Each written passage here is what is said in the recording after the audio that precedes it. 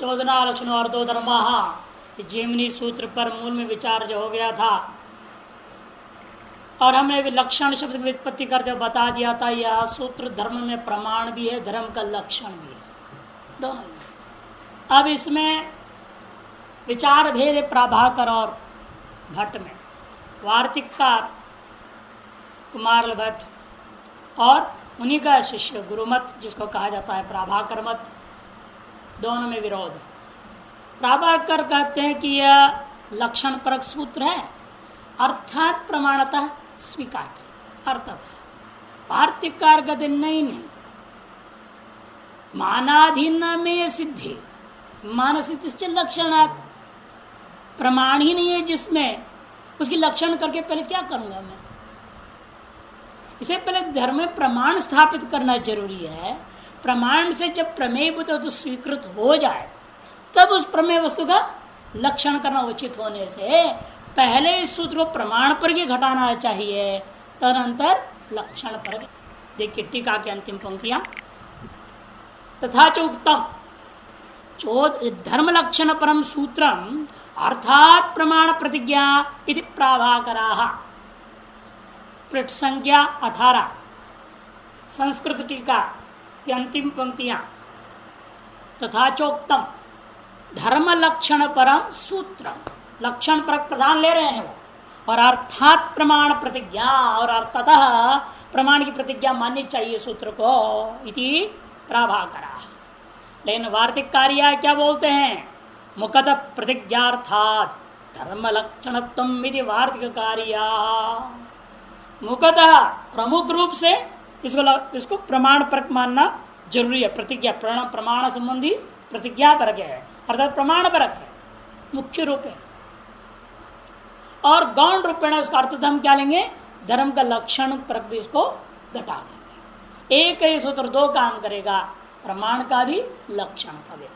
धर्म में प्रमाण को सिद्ध करता है और उसके बाद उसी धर्म का लक्षण भी वही सूत्र कर रहा है। बस व्युत्पत्ति भेद मैंने जैसे लिखा दिया था, लक्ष्यते प्रतीयते प्रमीयते अनेन इति लक्षणम कर दोगे तो प्रमाणम अर्थ हो जाएगा, या लक्ष्यते प्राप्यते अनेन इति ऐसे कर देंगे तो प्रयोजनवत्ता वाला धर्म रूपी लक्षण, धर्म का लक्षण में स्वीकार हो जाता है। तो लक्षण शब्द की व्युत्पत्ति के ऊपर निर्भर होकर के दोनों अर्थ ली जा सकती है। यानी भाट मत है, प्रथम मत इसको प्रमाण पर घटाओ, बाद में लक्षण पर घटाना उचित होता है, क्योंकि संसार में सामान्य नियम है मानाधीना में सिद्धि ही मान सिद्धिश्च लक्षणात्, इसलिए उनका मत मुख्य है। गुरु मत तो कई बातों में केवल उनके विरुद्ध में बोलने से मतलब है। कई बार ऐसे हुआ है, अपनी बुद्धि की प्रखरता को दिखाने के लिए उल्टा सीधा तर्क करके गुरु के खिलाफ लिख दिया है। कई जगह उनका बात सही भी है, 100% गलत भी नहीं है प्रभाकर, लेकिन हाँ बहुत सारे जगहों में देखने को मिलता है जो सामान्य न्याय अन्य दर्शनकारों को भी स्वीकृत है, उसके विरुद्ध चल करके केवल गुरु के खिलाफ बोलने से मतलब है वो लिख दिए हैं। ऐसी जगहों में हम लोगों को विवेक पूर्वक निर्णय लेना पड़ता है। भाट मत सही है, गुरु मत उनमें से एक के दृष्टांत इसलिए मैं जानबूझ के उठाया। यहाँ गुरु मत बिल्कुल गलत बोल रहे हैं, भाट मत ही सही है। अब तृतीय प्रघटक हिंदी वाले में 19 पृष्ठ में जाइए, ऊपर से 5 पंक्ति प्रघटक का संपूर्ण वैदिक मंत्र राशि को विधि मंत्र नामधेय निषेध और अर्थवाद इन 5 भागों में विभक्त कर देते हैं। तो लिखा था ना मैंने, 5 भाग विभक्त किया जाता है। तृतीय प्रघटक का 5 पंक्ति विधि मंत्र नामधेय निषेध और अर्थ, ऐसे करके करते क्या है वो, और सबको किसी न किसी रूप में क्रियार्थक सिद्ध कर देते हैं, विधि के परख ही घटा देते। कैसे, वहीं से और 4 पंक्ति नीचे जाइए, प्रयोग संवेदार्थ स्मारका मंत्राः, मंत्र का लक्षण के मंत्र भाग को की सार्थकता इसमें है कि वे प्रयोग में संवेदार्थ का स्मरण कराते। विधि ने प्रयोग को बता दिया और उस प्रयोग में विद्यमान पदार्थों को क्रमवश स्मरण कराने का काम मंत्र का। नामधेय की अर्थवत्ता इसलिए है क्योंकि इनसे विधेय अर्थ का स्पष्टता पृथक रूप में बोधन होता है।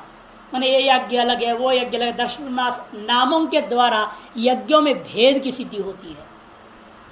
यज्ञों में भेद का सिद्धि नाम की वजह से होता है। अतः नाम क्रिया की विशेषता के साथ साथ क्रिया का भेद का समर्पक होकर के नामधेय भी सार्थक हो गया।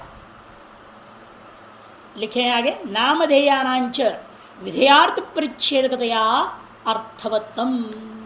और अर्थवाद वाक्य प्राशस्त्य निंदा। अर्थवाद में क्या होता है, कुछ कहानी आता है, उस कहानी का तात्पर्य होता है उस द्रव्य या उस देवता की निंदा या स्तुति परक होता है, प्रशंसा अथवा स्तुति। यदि किसी स्तोत्र के अंगभूत है तो स्तुति परक हो जाएगा, किसी निषेध्य पदार्थ के बारे में है तो निंदा परक रहेगा अर्थवाद। दोनों प्रकार के अर्थवाद, विधि का अंश, विधि का ही जो है अनुष्ठान में कारणीभूता द्रव्य और देवता का प्रशंसा अथवा निंदा द्वारा अर्थवाद क्या करता है, व्यक्ति को उस वस्तु को स्वीकार करने में या त्यागने में प्रवर्तना देता है, प्रेरणा देता है। आप प्रशंसा को सुनोगे तो आप उसको ग्रहण करने के लिए कोशिश करोगे, इसकी निंदा सुनोगे तो कहोगे भाई इसको मत छुओ, इसको त्यागने की सोचोगे, है कि नहीं। इसलिए अर्थवाद भी इस तरह से विधिगत पदार्थों का प्रशंसा या निंदा के द्वारा आपकी प्रवृत्ति में कारण होकर के क्रिया का वो भी साधक बन जाता है। वही करे देखे, स्वयं नहीं, साक्षात स्वयं नहीं करेगा वाक्य, किंतु अपितु देवता द्रव्य आदि के साथ उनके गुण दोषों का प्रदर्शन कर प्रवर्तन या निवर्तन में सहायक होते हैं। रही बात निषेध की तो वह भी पुरुष को निषिद्ध कर्म से निवृत्त करता है। वही लिख रहे आगे, पुरुषस्य निवर्तकम वाक्यम निषेध। इसे बाकी चारों के चारों विधि में एक तरह से सहयोगी हो गया। अतएव धर्माधर्म प्रतीति जन की योग्यता विधि में है। क्या निष्कर्ष निकला, धर्म और अधर्म दोनों की प्रतीति बोध कराने की, प्रतीति को उत्पन्न करने की क्षमता विधि में है। यदि नए विशिष्ट विधि है तो निषेध परक है। कलंजम न भक्षयेत सर्व कामो ये चेत, या नए नहीं है, कहीं नए विशिष्ट होगा तो निषेध परक हो जाएगा, नए रहित होगा तो विधि परक हो जाएगा। इसे धर्म जहाँ विधि परक है शुद्ध, वहाँ वो धर्म परक हो गया, जहाँ निषेध युक्त है तो वो अधर्म हो गया। धर्म और अधर्म उभय प्रतीति जनकत्व किसमें है, विधि वाक्यों में है। तत्सहयोगी होकर के मंत्र, अर्थवाद, निषेध सभी अन्य वाक्य क्या होते हैं, वो भी अर्थवान हो जाते हैं। लेकिन अविचार होता है कि भाई अन्य जो वाक्य विधि के समर्पक हैं वो केन रूपेण है, तब कहते कोई निश्चित रूप नहीं इसका। कुछ वाक्य साक्षात समर्पक हो सकता है क्रिया का, कुछ परंपरा हो सकता है, कुछ औदासीन्य भाव से भी आपकी प्रवृत्ति निवृत्ति के प्रवर्तक हो सकते हैं। साक्षात चतुर्थ प्रकट की दूसरी पंक्ति देखी है, उनके अनुसार पहला पंक्ति से देख लीजिए। धर्म तात्पर्यवत्वेन का मतलब क्या, यहाँ था धर्म तात्पर्यवत्वेन धर्म प्रतिपादकत्वा मूल में थी। धर्माधर्म प्रतीति जनन योग्यता, यार समझना। उनके अनुसार वे धर्माधर्म की प्रतीति कराने में सक्षम वेदांश साक्षात परंपरा अथवा औदासीन्य पूर्वक ही उनका बोध कराते हैं। मुख्य अंश टीका के जो देखने लायक थे। अब आगे बढ़िए। जी, अर्थवाद मतलब वाक्य क्या, कुछ अंश में सच होता है या पूरा ऐसे नहीं है, कैसे लिया जाता है? अर्थस्य वाद, अर्थ मीन्स पदार्थस्य, पदार्थम किम द्रव्यंच देवता च। यज्ञ में दो ही पदार्थ होते, यज्ञस्य द्वे रूपम द्रव्यम देवता चेति। अभी भी हम बोला द्रव्य और देवता। अर्थस्य वाद, द्रव्य संबंधी वाद, कथन, द्रव्य के बारे में या देवता के बारे में कथन करना, इसका नाम अर्थवाद। क्या कथन किया, तो जो भी कथा है उसका निचोड़ हम निकालते हैं दो भाग में, या तो प्रशंसा अथवा निंदा। उस कथा में सत्यता कितनी है उससे कोई मतलब नहीं है। उस कथा और कॉक एंड बुल स्टोरी हो सकता है, झूठी कहानी बना ली जाए कोई आपत्ति नहीं, लेकिन उस कहानी से हमें ये लाभ मिलता है व्यक्ति को प्रवृत्ति कराने या निवृत्ति कराने में, लक्ष्य तो सिद्ध हो गया। कहानी सच्चा हो या झूठा हो। कई महात्माओं के बारे में लिखा था, घर से अभी अभी आया है, वो अपने आप लिख देते हैं कि भाई ये 10 साल गंगोत्री में तपस्या किए थे, गंगोत्री को देखा भी नहीं वो। इसे लोगों को प्रेरणा मिल रहा है तो अच्छी बात है कि नहीं? तो कहीं कहानी मन गढ़ंत, एक ही कहानी मिलेगा। रामकृष्ण परमहंस की पुस्तक पढ़ो, उसमें वही कहानी मिलेगा। ऐसे ही कहानी निगमान परमहंस में भी मिलता है, ऐसे ही कहानी रमण महर्षि में भी मिलता है। सबकी लाइफ स्टोरी एक जैसा, सबके प्रारब्ध एक जैसा था क्या?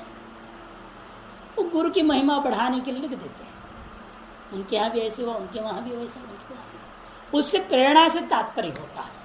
उसे अर्थवादों में उस कथा में कितनी सत्यता है उसमें हमें जाने की कोई जरूरत नहीं है। अब कथा के लक्ष्य को हमें ग्रहण करना है। कथा का लक्ष्य क्या है? उस पदार्थ का प्रशंसा करना, तो उस पदार्थ की निंदा करते हुए आपकी प्रवृत्ति और निवृत्ति का निश्चय करा। वह यदि सिद्ध हो रहा है तो लक्ष्य पूरा हो गया। इसे आंशिक सत्यता है कि पूर्ण सत्यता है, इससे हमें कोई मतलब नहीं है। श्रुति कथा बोल रही है, कभी घटी थी मान लेंगे, बस इतनी। रुद्र रोया, अब कब रोए? रुद्र को रोना पड़ता है क्या? अब कह दिया श्रुति ने रुद्र ने रोया था, अब क्यों रोया? और उसे कहानी बताए कि एक बार जो है देवता और असुरों की लड़ाई हुई। लड़ाई जब होने लगा, शुरू होने से पहले ही देवता ने सोचा पता नहीं हम जीत के आएंगे नहीं आएंगे, तो सारे आभूषण कम से कम छीन न लें। जीत के आ जाए तो हमारा आभूषण सुरक्षित रहनी चाहिए, नहीं भी हो तो अन्य देवताओं के काम आ जाएगा। इस सब इंद्रादि देवताओं ने रुद्र के हाथ में अपना सारा आभूषण दे दिया। और रुद्र ने क्या क्या सोचा है? देवता तो छोटे से कम संख्या में है, असुर तो महान बलवान है, बहुत संख्या में भी है, तो मार के अपने खत्म कर ही देंगे, हैं? कौन इनको बचाएगा? इसलिए उन्हें सोचा कुछ दान पुण्य कर लो, जो फालतू पढ़ाए माल, कौन इसकी देखभाल करते रहे, चौकीदारी करे। उसने सारे आभूषण को सबको दान पुण्य कर दिया रुद्र ने। दान पुण्य कर दिया, लेकिन उधर विष्णु की कृपा से जो है इंद्र जीत गया। वो देवता आ गए और रुद्र को बोले हमारा आभूषण को वापस दो। अब रुद्र ने देखा कहाँ से दो, तो सब तो बांट चुका हूं मैं। अब वो भागा, वहां से छिपक भागने लगा तो देवता भागे उसके पीछे, पकड़ लिया उसको, लाओ कहाँ से लाता हो, पीटा और रोने लगा। जब वो रोया, रुद्र पिटाई खा करके वो चांदी बन गया। जो पड़ा ना धरती पे वो आंसू के बूंद, वो चांदी बन गए। इसलिए बर्री आग में चांदी दोगे, जैसा वहां रुद्र रोया तो तुम्हें भी जिंदगी भर में रोना पड़ेगा।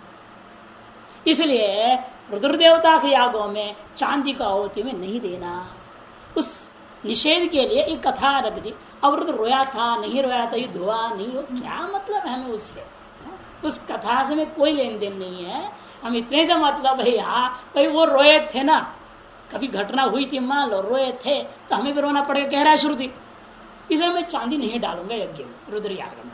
आपकी निवृत्ति को उपोद्बलन करता है और कथा।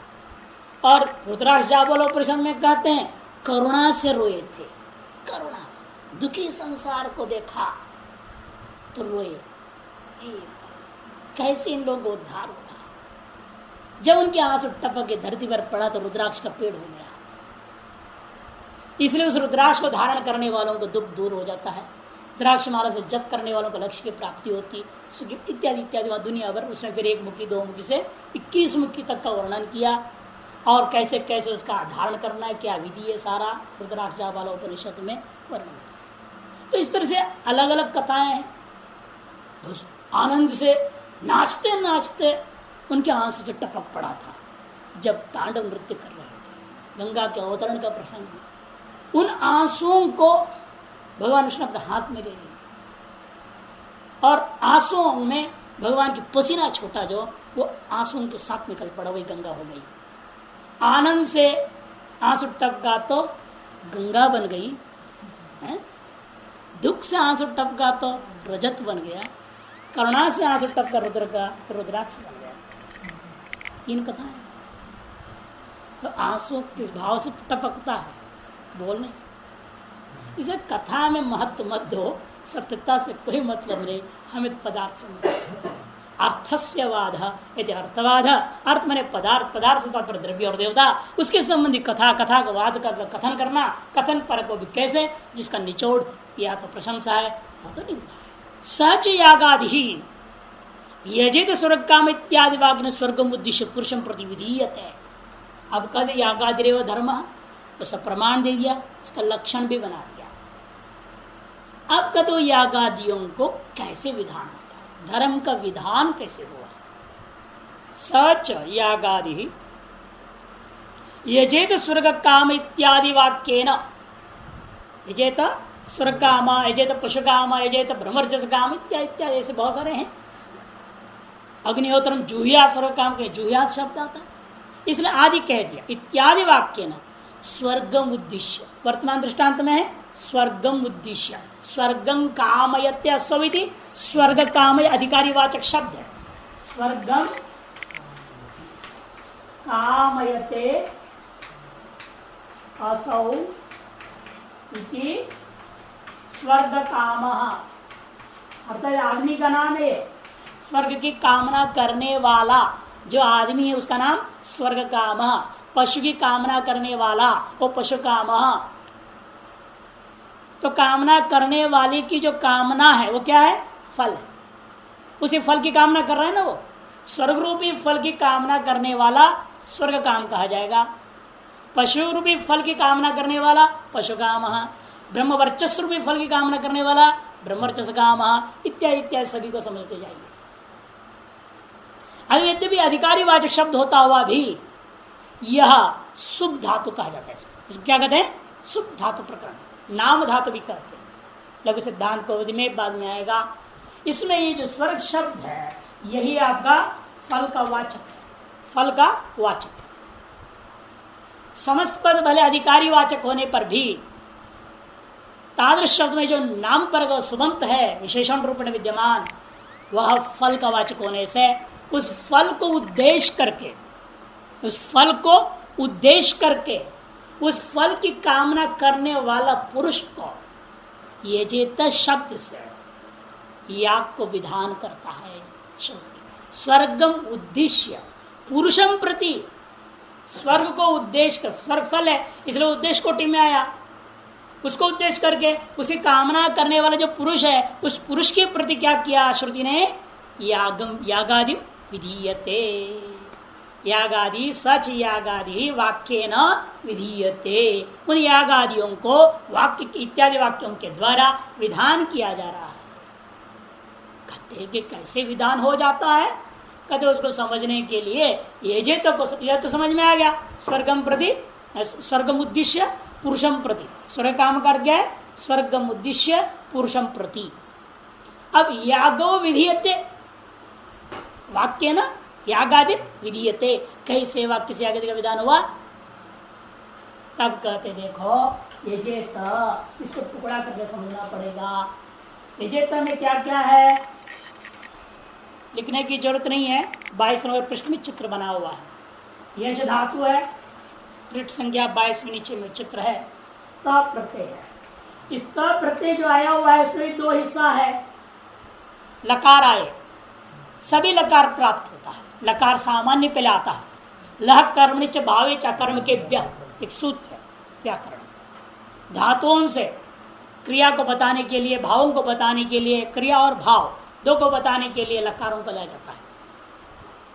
लट लिट लुट लिट लेट लोट लंग लिंग लुंग रिंग है कि नहीं, विभिन्न प्रकार के लकारों को जो लाते हैं वो लकार सामान्य होता है पहले, फिर अर्थ विशेष में लेकर आप लकार विशेष को लाते हैं। और ये जो त प्रत्यय आ रहा है लकार विशेष लिंग अर्थ में आया हुआ है। लिंग भी कौन सा, विधिलिंग में आया है, आश्रलिंग नहीं, विधिलिंग में आया है। विधिलिंग में आया हुआ। और इस विधिलिंग रूपी सामान्य जिस विशेष जिस सामान्य ल में बैठा सामान्य ल का नाम आख्यात, क्रियावाचकम आख्यातम। यास्क मुनि तो कहते हैं भुवादि जितने धातु धातु का नाम आख्यात। क्यों, धातु जितने में क्या है क्रियावाचक है। भुवाद्यो धातव, सूत्र आपने पढ़ा है नहीं, भुवाद्यो धातु क्रियावाचिनो भ्वाद्यो धातु संज्ञा स्यो, है कि नहीं? और क्रियावाची के सभी केवल सामान्य क्रिया का बोध करा रहे हैं क्या है? जैसे भू धातु भू सत्ता हम कह दिया, ये तो क्रिया विशेष है। तब भाष्यकार कहते हैं कृभ्वस्त्य क्रिया सामान्य वाचिन, क्री भू और रस ये तीन धातु क्रिया सामान्य वाच्य होते हैं, बाकी सभी धातु क्रिया विशेष के वाचक होते हैं। इसलिए यश धातु का अर्थ आपने जो भी करेंगे यागं करोति, करोति जान जोड़ सकते हैं। ये जिति का अर्थ क्या करूंगा यागं करोति, और ये जिति का अर्थ क्या करें यागं क्रियेत। सामान्य क्रिया को बोध करूंगा, विशेष क्रिया को द्वितीयांश बोध कराते हैं। कृभु अस्तिन कृभस्तिन क्रिया सामान्य वाचिन, ये महाभाष्य की पंक्ति है, व्याकरण के महाभाष्य पतंजलि महर्षि का वचन। इसलिए हर एक धातु जो क्रिया सामान्य को बोध कराता है उसी का नाम लकार। उस लकार को हम लोग क्या कहते हैं यहाँ आख्यात, और इस लकार विशेष को कहते हैं यहाँ लिंग, वो विधि लिंग है। ठीक, इसके अलावा इसको प्रत्यय और भी जो जो चीजें हैं उससे हमें कोई मतलब नहीं। जैसे यहाँ क्या है प्रथम पुरुष रहेगा, एक वचन रहेगा, अन्यत्र काल भी होंगे, इसमें तो भाववाची होने से काल नहीं है। प्रवरना प्रेरणा रूपी भाव को बताना, मूड्स, उसको मूड्स करते हैं। आशीर्वाद रूपी एक भाव को बताना, कुछ लकार भाव में अधिकतर क्रियाओं में, इसलिए कहते हैं आख्यात अंश और विधिलिंग ये अंश है। यश धातु का अर्थ है या, और लिंग सामान्य का अर्थ प्रवर्तना। प्रवर्तना का दूसरा नाम है यहां भावना, और वह भावना लिंग रूपी शब्द से बोधित होने पर उसका नाम शाब्दी भावना, और यह सामान्य बोधक होने से इसका नाम आर्थी भावना। ये आपके चित्र में देख लीजिए, पृष्ठ संख्या 22 में। अब हमने बोला क्रिया सामान्य क्या है करोति, ये लेना ना, इसलिए आरती भावना में क्या है करना, और भावना क्या है चाहिए, याग करना चाहिए, ये जैसे अर्थ हो गया। स्वर्ग को, स्वर्ग की कामना करने वाला पुरुष को याग करना चाहिए, उसी को लिख रहे थे कि मूल मिया बाई पृष्ठ संख्या 20 वापस।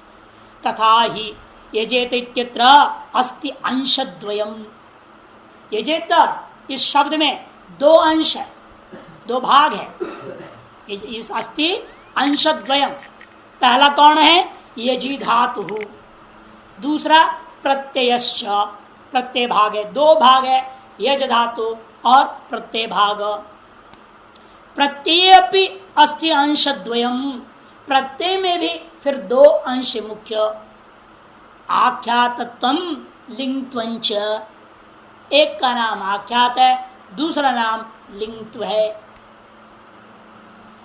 तत्र आख्यातत्वम दशलकार साधारणम, आख्यातत्व क्या है दसों लकार में होने वाला एक सामान्य धर्म है। व्याकरण में हमने लिखा था ना श्लोक, सत्ता विधायकम नाम क्रियावाचकम आख्यातम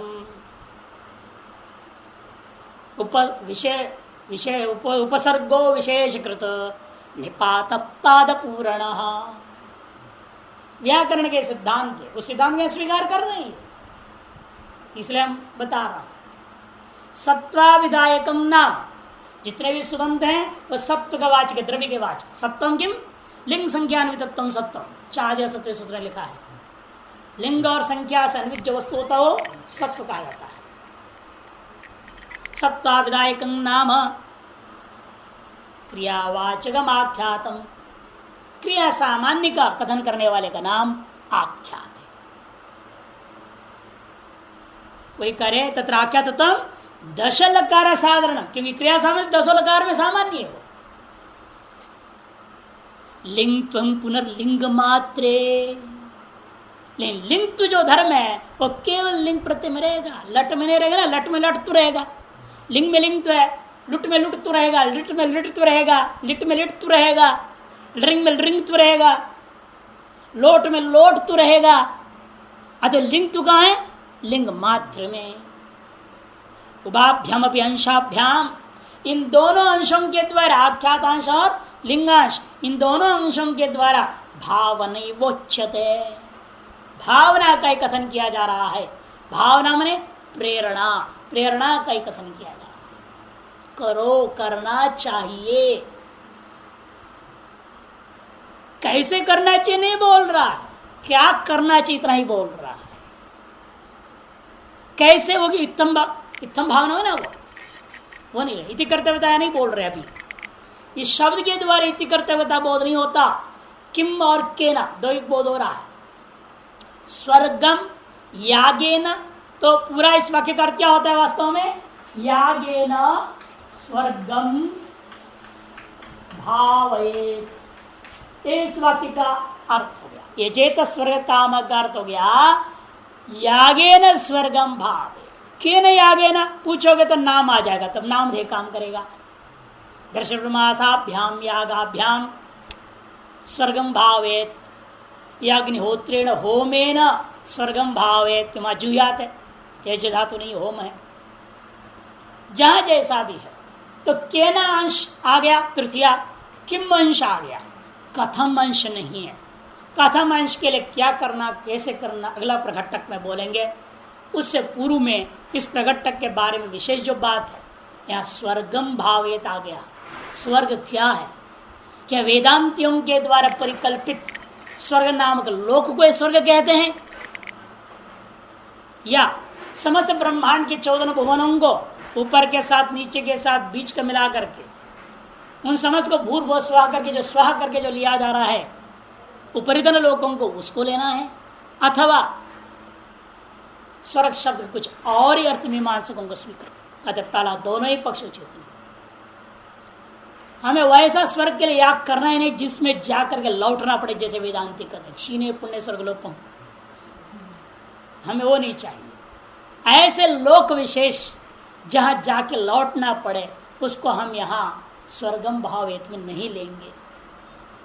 कहते हैं जो सामान्य पुराणों में कहा गया भूर्भुव स्वः, उसको लोग कहते वो भी नहीं, वो भी लोक विशेषी तो है। आखिरी में लोक समूह का नाम रख दिया स्वः। अरे 14 लोक हैं, नीचे के साथ बीच का भू है, भुआ बीच में और स्व ऊपर के लोगों के लिया, तो वो भी हमें नहीं चाहिए कि वो भी लोग है तो जाना आना पड़ेगा वहां से।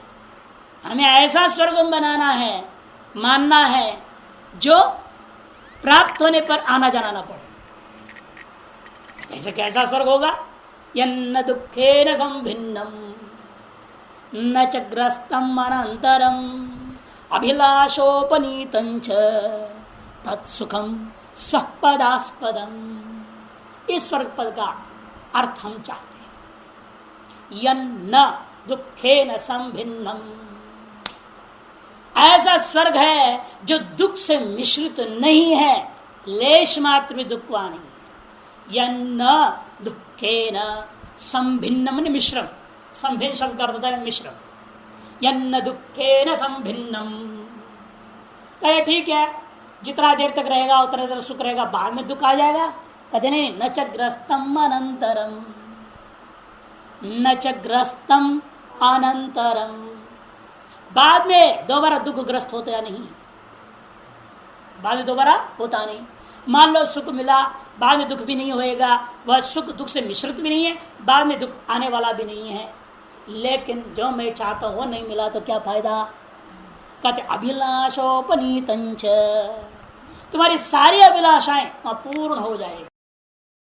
अभिलाषोपनीतंच तत्सुखम, ऐसा जो सुख है तत्सुखम स्वपदास्पदम, ये मीमांसकों का स्वर्ग है।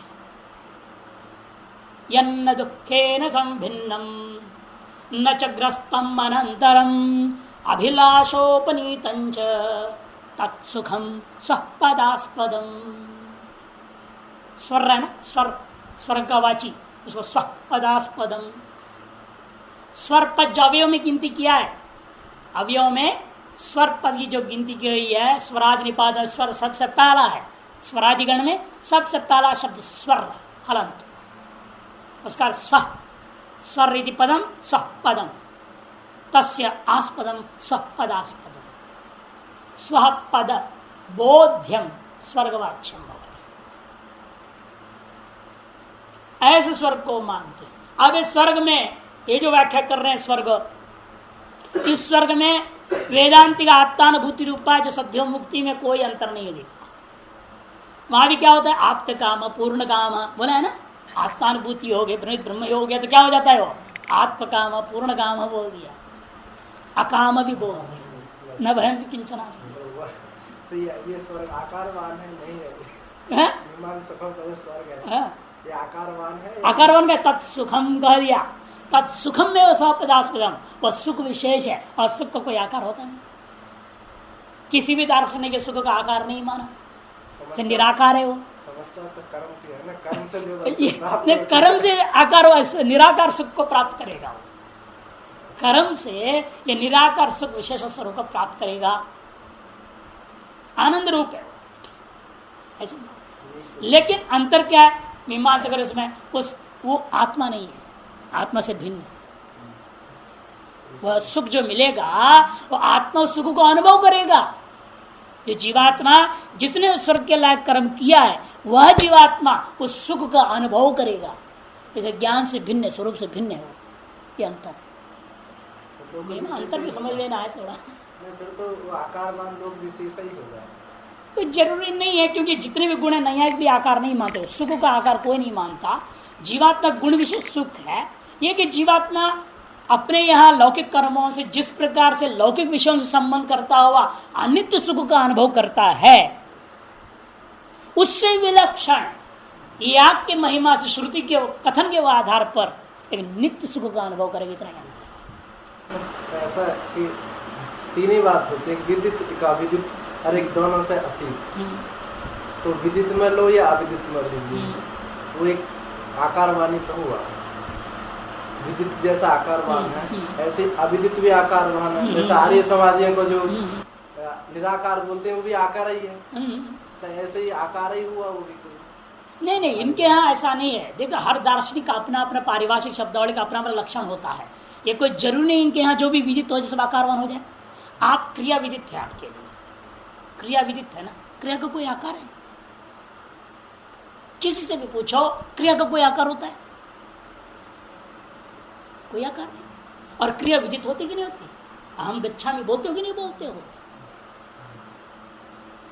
क्रिया खुद निष्क्रिय होता है, नहीं तो एक क्रिया के लिए दूसरी क्रिया, दूसरी के लिए तीसरी क्रिया करनी पड़ेगी, अनवस्था हो जाएगी। क्रिया स्वयं निष्क्रिय है, क्रिया स्वयं निराकार है।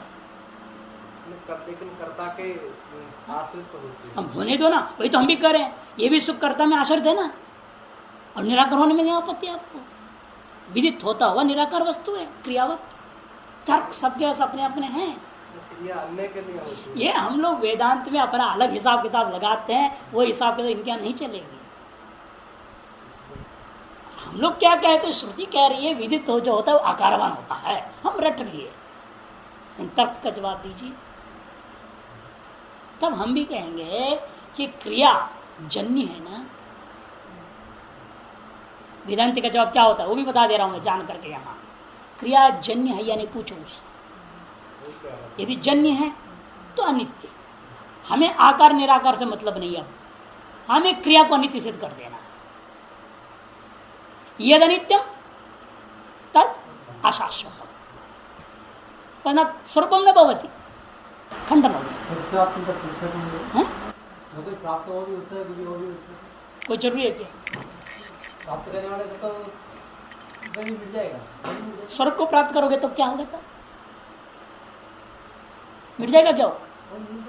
मिटेगा कैसे?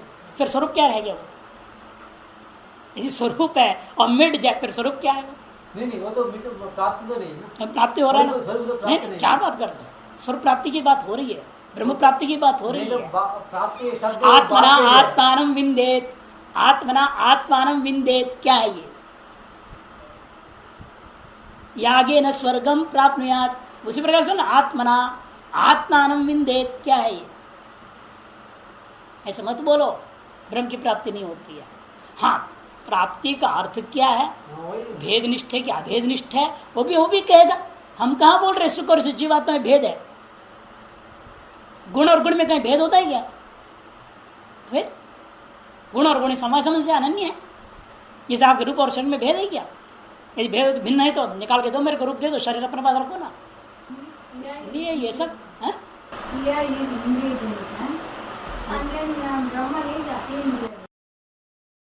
देखिए, क्रिया का भी अनुमान ही करते हैं। क्रिया भी अतीन्द्रिय है। अमूर्तत्वादे अतीन्द्रियो भवति। इंद्रिय प्रत्यक्षम जो बोलते हैं ना, क्रिया इंद्रिय प्रत्यक्ष नहीं हो सकती है। आप पैर को चलता हुआ देख रहे हैं कि चलना रूपी क्रिया को देख रहे हैं। पैर यूं यूं जाता है तो आपने कह दिया चलना। आप पैर को देख रहे हैं, क्रिया को नहीं। क्रिया को कोई देख नहीं सकता, अमूर्त पदार्थ कैसे देख लोगे आप? फिर कहेंगे रूप भी अमूर्त हो, कैसे दिख रहा है? तब कहते चक्षुर विद्युत्व ना, वो अनुभव सिद्ध है। लेकिन क्रिया आदियों को चक्षु वेद्य नहीं है। कौन सी इंद्र से वेद्य बताओ? फिर मन की क्रिया कौन देखेगा? मानस क्रिया। क्या मन स्वयं जानेगा मानस क्रिया को? स्वजन्य क्रिया स्वयं यदि बोधक हो जाए, फिर पैर से जन्य क्रिया पैर ही जान लेगा। आपको क्या जानने की जरूरत है? इसलिए क्रिया का अनुमान होता है प्रतिक्रिया के अधीन होकर के। कार्यानुमेय क्रिया नैयायिक भी मानते हैं, कार्यानुमेय। इसलिए उन्होंने भी कहा समस्त वेद क्या आमनाय से क्रियार्थत्वात् अनर्थक्यम अतदर्थानाम किं तद क्रिया धर्म एव धर्म च अतीन्द्रिय। आगे नहीं कहा इन्होंने। इसलिए क्रिया को अतीन्द्रिय मानना पड़ता है। क्रिया से तात्पर्य यागादि रूपा क्रिया, और यागादि रूपा मैंने धर्म, वह धर्म है अतीन्द्रिय। चलिए, ये स्वर्ग इनका अपना विचार हो गया। अब फल से उद्देश्यत्व नाम पृष्ठ संख्या 21 में दो बात कह रहे हैं, थोड़ा जाना ठीक रहेगा। यद्यपि से ही चलिए। यद्यपि यथा प्रत्यक्षादीना धर्म न प्रामाण्यम तथा चोदना वाक्य से नतर प्रामाण्यम संभवती। ये जो विधि वाक्य अपन प्रस्तुत किए चेत स्वर्ग काम, पृष्ठ संख्या 21 हिंदी वाला, संस्कृत में पहला प्रकटक की दूसरी पंक्ति। यद्यपि यथा प्रत्यक्षादिनाम धर्मे न प्रामाण्यम, जैसा आपने स्वयं स्वीकार किया प्रत्यक्षादि कोई भी प्रमाण धर्म में प्रमाण नहीं हो सकता। कहता है पूर्व पक्षी तथा चोदना वाक्यस्यापि न तत्र प्रामाण्यम। ये जो अजय स्वर्ग काम जिस वाक्य का अर्थ व्याख्या कर रहे हैं और कर यही वाक्य याग रूपी धर्म में प्रमाण है, कदे वाक्य प्रमाण नहीं हो सकता। क्यों? यतः क्योंकि शक्ति ग्रह कौन कराएगा? किसी भी पद से कोई अर्थ का बोध होता है तो वह शक्ति बीच में माननी पड़ती है। ठीक। और शब्द को अपने अर्थ में प्रमाण तब माना जाता है जब उस शब्द से बोध्य वह अर्थ अन्य किसी प्रमाण से उपलब्ध ना हो। मीमांसकों का बहुत बड़ा उद्घोष है जो समस्त दर्शनकार वैयाकरणकार सब स्वीकार करते हैं। अनन्य लभ्य ही शब्द। भाष्यकार आचार्य शंकर इसको कई बार प्रयोग करते हैं। अनन्य लभ्य ही शब्दार्थ, अनन्य लभ्य ही शब्दार्थ। जैसे गो एक शब्द, उस शब्द से पिंड विशेष अर्थ का बोध हुआ, उस गो पद से यह पिंड का ही बोध होता है। यह बात अन्य किसी प्रमाण से उस पिंड का बोध नहीं होता। यदि वह पिंड का बोध गो शब्द से भिन्न अन्य प्रमाण से बोध हो जाए, फिर गो शब्द की उस पिंड में प्रामाण्यता नहीं माना जाएगा। लेकिन उस पिंड विशेष का बोध हमें गौ शब्द से ही होता है, अन्य शब्द से या अन्य प्रमाणों से नहीं होता। अतएव गो शब्द को वो शासनादिमान पिंड विशेष में प्रमाण माना जाता है, क्योंकि गौ शब्द से बोध्य वह शासनादि पिंड रूपा जो अर्थ है वह अन्य प्रमाण लभ्य नहीं है। अनन्य लभ्य, अन्य लभ्य नहीं। न अन्य लभ्य थी अनन्य लभ्य, अन्य मने अन्य प्रमाण लभ्य न। यदि अन्य प्रमाण से लभ्य हो जाए ऐसे पदार्थ को शब्द का अर्थ नहीं मानना। उस शब्द का ऐसे अर्थों में शक्ति नहीं माना जाएगा। जैसे गंगा शब्द का तटरूपी अर्थ भी आप ग्रहण करते हो, लेकिन गंगा शब्द का तटरूपी अर्थ में प्रामाणिकता नहीं है। क्यों? वह तटरूपी अर्थ तट शब्द से बोध्य भी है, केवल गंगा पद से नहीं, तट शब्द से भी तटरूपी अर्थ बोध्य है, अन्य लभ्य हो गया। अतः गंगा पद का शक्यार्थ कभी भी तट नहीं हो सकता। गंगा पद का शक्यार्थ, शक्ति बोध्य अर्थ तट नहीं हो सकता, क्योंकि वह अन्य से लभ्य है, अन्य शब्द रूपी प्रमाण से लभ्य है। अतः प्रत्यक्ष रूपी प्रमाण से कहीं लभ्य हो जाता है, कहीं उपमान से लभ्य हो जाता है, कहीं अर्थापत्ति से लभ्य हो जाता है। मैंने अन्य किसी भी प्रमाण से लभ्य हो जाए, ऐसे अर्थ को उस शब्द का शक्यार्थ नहीं माना जाएगा। उसी रहस्य को उद्घाटन करने जा रहे, इसलिए मैं इस टीका में जा रहा हूं। 14वां वाक्य से न तत्र प्रामाण्यम संभवति। क्यों? यतः शक्ति ग्रहण पूर्वकम लोके ही आप्त वाक्य से प्रामाण्यम इष्टम।